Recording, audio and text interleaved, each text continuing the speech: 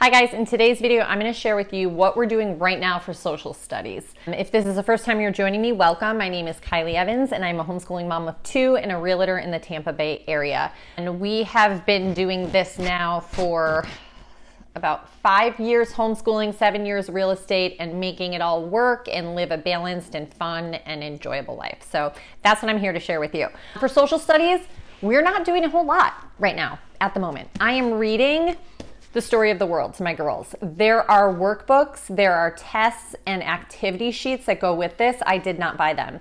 I am just reading the books to the kids. So it takes you through the history of the world, through 4 books. We're at the end of book 1, moving on to book 2, and we're just reading that for social studies. We're reading things when we get interested, we search it up online, we will watch some things on YouTube that are related to the things that we were reading, and that's it.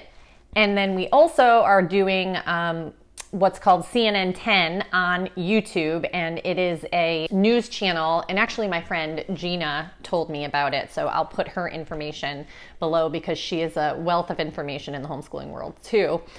She told us about it. It's just 10 minutes of, world news. And so we watch that, and then we will look things up based on that as well.